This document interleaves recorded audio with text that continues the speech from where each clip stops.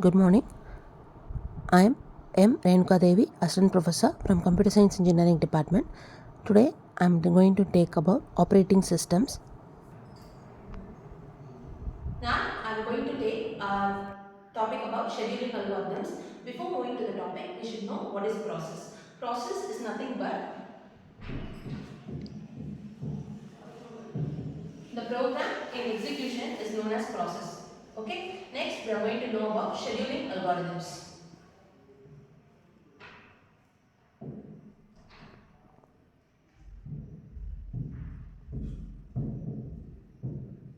There are two types of scheduling algorithms. One is preemptive and other one is non-preemptive.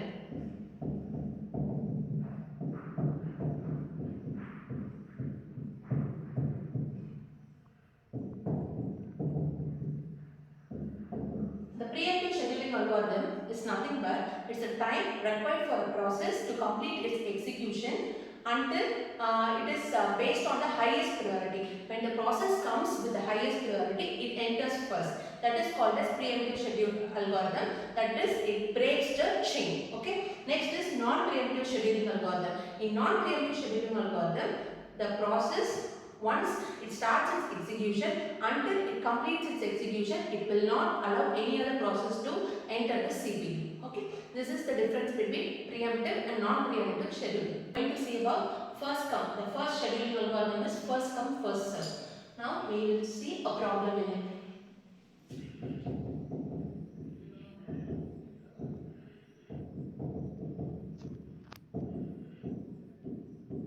As the name indicates, the first process will complete its execution, then only it allows the next process. Then it is a non-preemptive scheduling. Okay.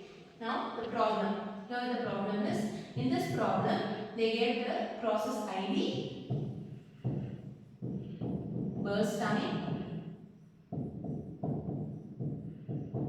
and the arrival time. Here the process ID, they have given three processes, that is P1, P2 and P3. Here we should know, before moving to the problem, we should know what is burst time and turnaround time. The burst time is nothing but the time required for the process to complete its execution in the CPU. Whereas in the turnaround time, the time taken by the process to complete its execution from the CPU from the time it enters the ready queue. We should measure both the time taken from execution till the it waits in the ready queue. Okay. Now the burst time given for P1 process is 4, P2 is 3 and P3 is 7. Now in this problem we have not given the arrival time. So we have to assume that the arrival time is 0. That is, the three processes arrive at the same time. Okay. I am going to put 0. Okay. This is the problem they have given. First we should start the problem. That is the first step of the problem. We should frame a Gantt chart for this problem. First step is Gantt chart.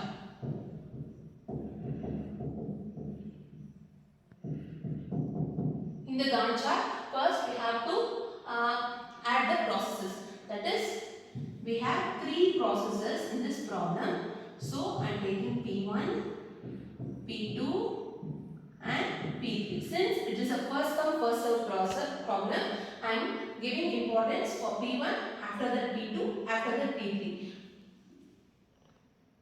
The arrival times are 0. That is, they three arrive at the same time. So I am giving P1, P2 and P3. P1's arrival time is 0 and its execution in the CPU is 4. So I am giving the value 4. Since it occurs in the CPU for 4 milliseconds to complete its process, I am giving its ending time as 4. For P2, the burst time is 3. Since the P2 and P3 is already in the ready queue, they are already in the ready queue. So the waiting time of P2 is 4 and the P3's execution time is 3. So we should add 4 plus 3 and complete execution time for P2 is 7 and P3. Next process is P3. It is ready to enter. Its execution time is 7. Already it has been in the ready queue waiting for P1 and P2 to to complete. So the process P1 and P2 it should complete 7 plus 7. We should add this process and this process. The final P3 completion time is 14. To check whether the Gantt chart I have given is correct or not, you should add the sum of the values of burst time. 4 plus 3 plus 7. This is 14. So this value and this value, the Gantt chart final value should be equal. If it is equal, then your Gantt chart is correct. Okay. Next, after this, the next step is waiting time. We have to find out the waiting time.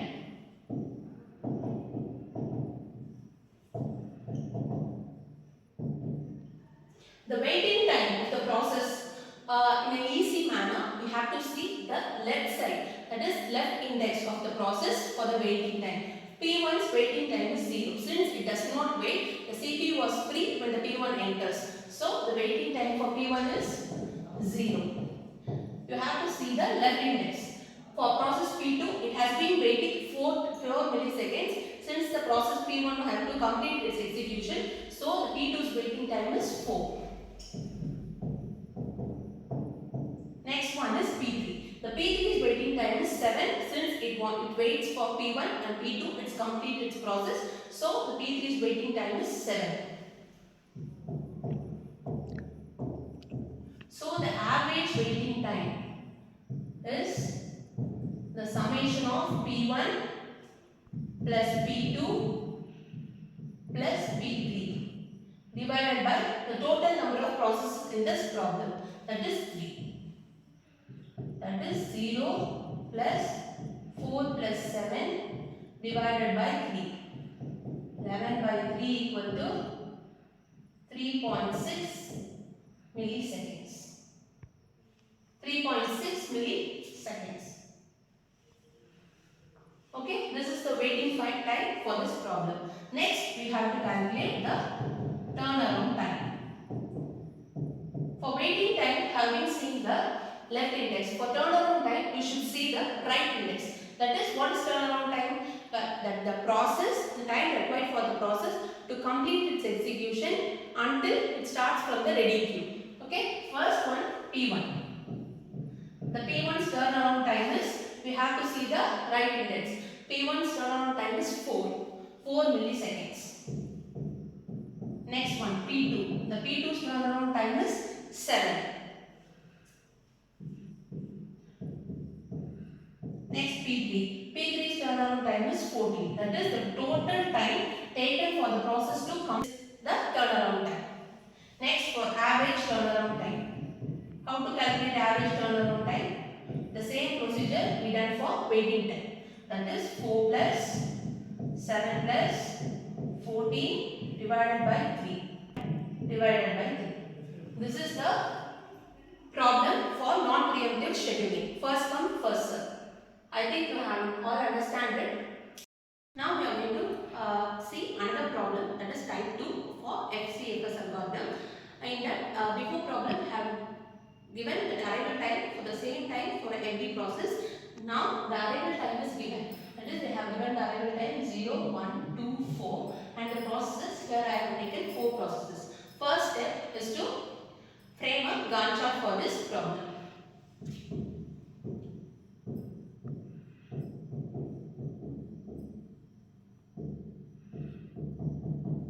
That is, here the process arrival time, since the arrival time is given, based upon the arrival time only the process enters the CPU.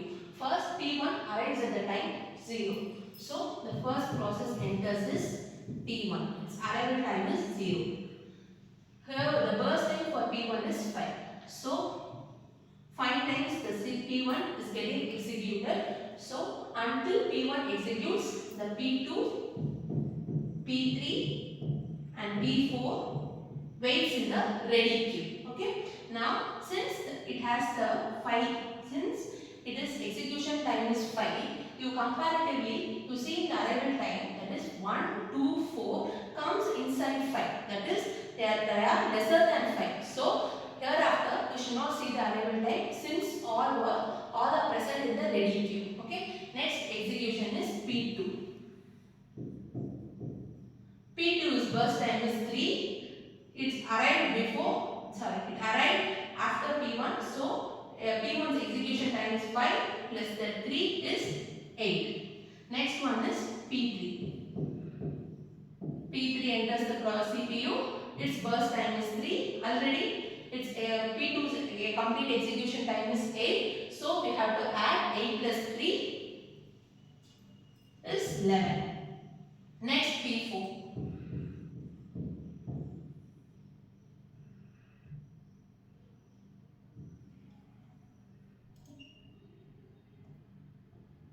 Next is P4 and the P4's burst time is 1. So 11 plus 1, 12. To find whether the Gantt chart is correct or not, we have to sum up these values, that is 5 plus 3 plus 3 plus 1 is 12. So the value, summation of the values in the burst time, that is we have to add process P1, P2, P3 and P4 and the Gantt chart final value is 12. The both are equal. So a Gantt chart is correct. Next step is we have to find the waiting time. Now in this problem, next step we frame the Gantt chart for the following processes. Now we have to calculate the waiting time for this problem. For to calculate the waiting time of this problem, we have to choose the left index of the processes minus the given arrival time. Okay. First process P1. We have to take process P1. Now process P1's left index is 0 minus the process P1's arrival time is 0 minus 0. Okay. Next for process P2, the left index of P2 is 5 minus the arrival time is 1. So 4. Next for the process P3, the left index is 8 minus the arrival time is 2. So it's 6. Next for the process P4, the left index is 11 minus the arrival time is 4. That is 7. Now we have to calculate the average waiting time. So we have to add these values, that is 0 plus 4 plus 6 plus 7 divided by the total number of processes in this problem, that is 4. Okay. Now the answer is divided by 4, that is 4.25 milliseconds. Okay. Next we have to calculate for turnaround time. The turnaround time, the formula given is write index minus arrival time. That is we have to see the process write index and then we have to minus it by the given process's arrival time. Okay. First P1. P1 write index value is 5. Then the arrival time for P1 is 0. So we are minusing it. Okay. Next same thing for P2.